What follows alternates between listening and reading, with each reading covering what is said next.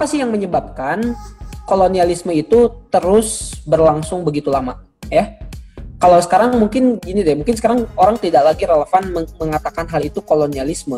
Tapi untuk menyamakan persepsi ya, analoginya gini. Dulu itu kita dipaksa untuk nanam kopi, nanam teh, nanam pala, ya, tapioca dan sebagainya, dipaksa oleh penguasa yang sah ketika itu. Jadi Hindia Belanda itu ada penguasa yang sah ya. Ketika itu untuk mereka eksploitasi, kemudian mereka jual gitu kan ke luar gitu. Tuh, sebetulnya kondisi di masa penjajahan itu kan seperti itu. Ketika itu berganti rezim, sebetulnya kan hanya berganti siapa saja pemerintah yang sahnya kan gitu. Namun pada akhirnya hari ini kita temui lagi fenomena yang hampir sama, di mana hari ini kita dipaksa memproduksi banyak sekali sawit, kita juga diproduksi produksi bahan-bahan mentah dan sebagainya ya, yang tadi konsepan yang menimbulkan corak ekonomi ekstraktif itu. Nah ini jadi seru ngomong-ngomong soal ekonomi ekstraktif ya. Jadi di mana kita itu dipaksa untuk memproduksi barang-barang yang barang-barang itu sebetulnya hanya barang setengah jadi, dan kita tuh hanya mengandalkan barang-barang mentah itu saja gitu untuk dijadikan sumber pendapatan utama gitu.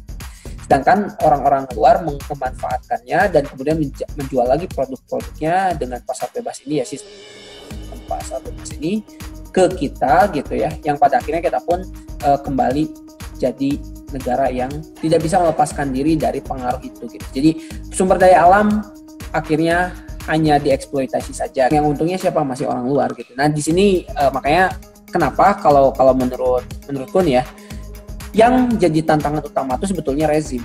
Jadi yang menyebabkan kenapa kita masih berada dalam pola-pola kolonialisme meskipun pasca proklamasi ya, pasca penjajahan, tapi masih tetap terjebak dalam pola-pola seperti itu ya karena rezim. Dulu sih sebetulnya yang kalau perlu diapresiasi yang saya personal nih ya, mengapresiasi itu upaya-upayanya Bung Karno ketika menggagas sistem ekonomi yang juga ingin berdiri di atas kaki sendiri ya, yang ingin berdikari gitu, yang ingin tidak hanya menjadi penjual barang-barang mentah gitu, tapi juga ingin mengembangkan sektor-sektor industri. Karena Indonesia waktu itu kan tidak ingin melanjutkan apa yang sudah dibangun oleh pemerintahan Hindia Belanda gitu. Tapi pada dasarnya toh kembali lagi kepada pola-pola sebelum proklamasi, dikarenakan ya untuk membangun sistem itu butuh dana gitu ya, yang akhirnya terjebaklah lagi pada jebakan-jebakan kolonialisme yang baru, dan itu tidak disadari hari ini. Nah, jadi tantangan pertama itu adalah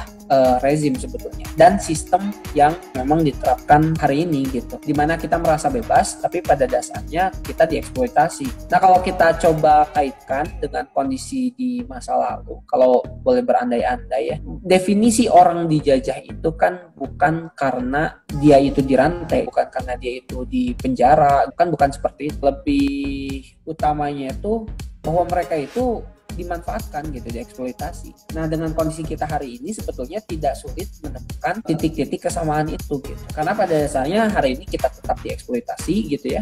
Tenaga kita dikuras, kemudian juga apakah kita bisa mengutarakan pendapat? Bisa, hanya dengan konsekuensi ya.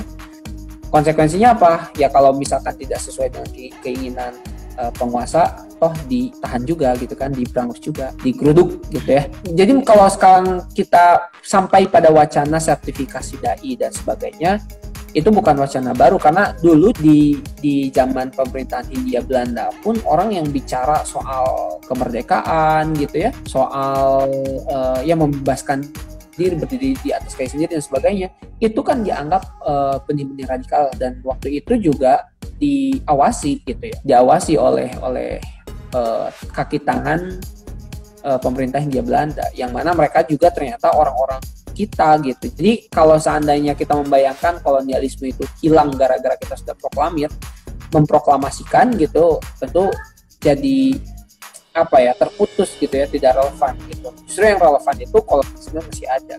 Nah, tantangan utamanya untuk memutus ini ya rezim yang berkuasa dan sistem yang ada hari ini gitu. Apa ya, demokrasi gitu ya, yang berbicara seolah-olah kita memiliki kebebasan tapi pada hakikatnya tidak ada kebebasan sama sekali. Yang bicara seolah-olah kita itu memiliki hak atas keuangan kita sendiri. Pada hakikatnya itu semua terikat dikarenakan mekanisme ekonomi yang ekstraktif tadi ya. Dengan pendekatan lain, dengan adanya pasar bebas dan sebagainya, itu akhirnya menjadikan struktur pemerintah ya, para penguasa itu bukan sebagai regulator tapi sebagai legislator saja gitu, untuk yang melegislasi gitu ya. Jadi melegislasi penjajahan malah.